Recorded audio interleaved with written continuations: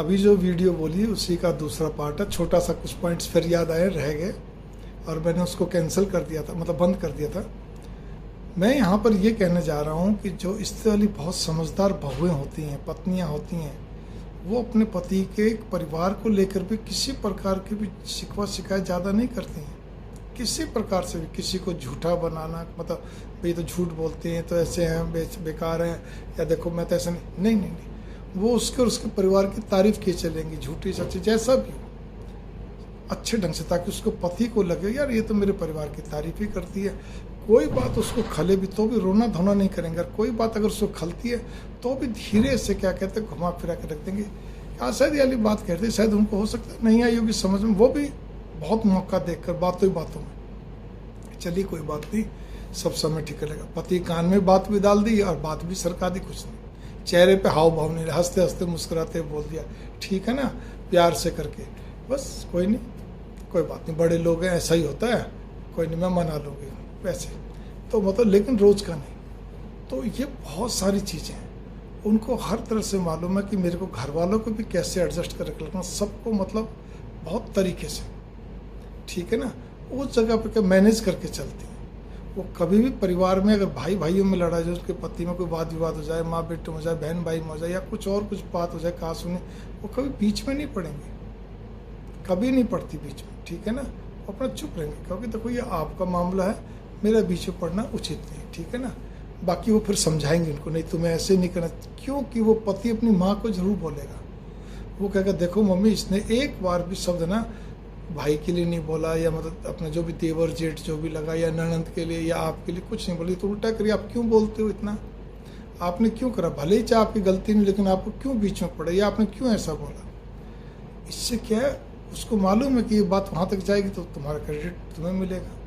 तो ऐसे सूझबूझ का प्रयोग करना चाहिए। आपको भगवान ने रूपवती गुणवती बुद्धिमती बनाया है, उसका प्रयोग करिए। गुणवती बुद्धिमती दो शब्द को विशेष तौर पे लेके चलिए, आप इसका प्रयोग करिए, तब जाके पार पड़ेगी। नहीं तो फिर आप क्या कहते हैं, बोलते रहोगे, होने जाने कुछ है नहीं, ठीक है ना।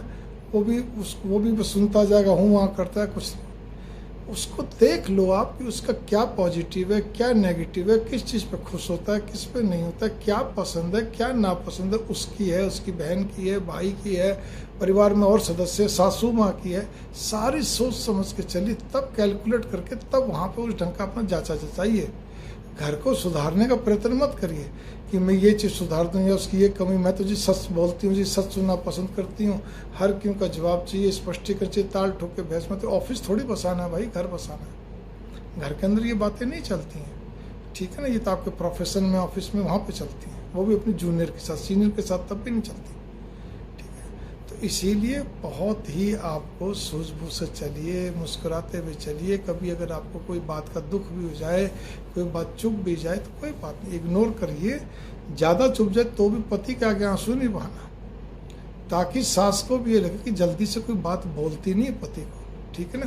क्योंकि आपके साथ कुछ होना नहीं है कोई विशेष, भाई अगर उसने कुछ बोल भी दिया, कोई तीखा शब्द, क्या होगा, कुछ भी नहीं होगा। आप कहोगी घुमा फिरा कि मान लो आपने कह दिया, पति आकर समझदार बात तो करेगा अपनी माँ से, फिर वो बात आगे पीछे होती है, मैंने ऐसा कहा, इसने से ऐसा, फिर आपको कि नहीं ऐसी बात थी तो मेरे मुंह से निकल गई, मैं तो बात काफ़ी दुखी थी। क्यों ऐसा मौका दो। कुछ मामलों में थोड़ा सा आदमी को ढीठ भी होना चाहिए, मतलब यहाँ ढीठ करते ऐसे नहीं, और किसी लेवल पे तो वैसे कोई बात कह दी ठीक है, चुप लगा के, कोई बात नहीं, ठीक है मम्मी जी, मैं आगे से आपको दें।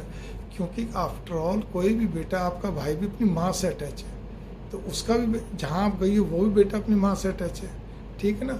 माँ नहीं तो बहन है, जो भी घर में स्त्री, तो बट नेचुरल अटैच होता है, तो वो अपने परिवार के बारे में ज़्यादा किंतु परंतु नहीं सुन सकता। हाँ बहुत ज़्यादा कुछ ऐसा तो उनको ठीक है, उनको मालूम है, लेकिन आप कहाँ पे खड़ी हो रहे, आप कहाँ स्टैंड कर रहे हो, आप कैसा साथ दे रही है, उस पर निर्भर करता है। तो पति को लगता है मेरी पत्नी में कोई कमी नहीं है, वो तो कभी कुछ बोलती नहीं किसी को लेकर, उल्टा बल्कि मुझे ही और समझाती है, ठीक है ना। उसको भी सब समझ में आती है, तो लेकिन टाइम लगता है।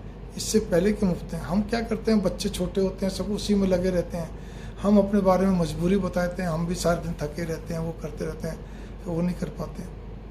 स्त्री ही उत्थान पतन का कारण है अपने पति का। ये शास्त्र बोलते हैं, साइकोलॉजी मनोविज्ञान बोलता है, स्त्री वही सबसे बढ़िया होती है। मनोविज्ञान बोलता है, शास्त्री बोलते हैं, जो सुबह माँ की तरह दुलार करे, दिन में बहन की तरह प्यार करे, रात में पति अनुरूप व्यवहार करे। अब आप बताइए आप क्या कर रही हैं? आपके पास तो अपनी सर्विस प्रोफेशन जहाँ से आप थक के आ रही वो बहाना है, आपके पास वो बहाना है मेरे पास बच्चे छोटे हैं या बच्चे पढ़ने वाले हैं, अभी इनके 10+2 में हो गए, उसमें हो गए, मैं सारे दिन उसमें लग गया। वो पति फिर खिजलाहट से भरा हुआ रहता है, बोलता नहीं कुछ भी, समझ तो उसको भी आ रही है। इसीलिए अपने आप को बहुत संयत रखिए, अपने सूझबूझ से काम रखिए, मैंने सबको करके चलना पड़ेगा। अभी कोई बीमारी सीमारी है, बच्चों के फाइनल पेपर चलो तो क्या बीमारी सीमारी में सेवा नहीं करेंगी?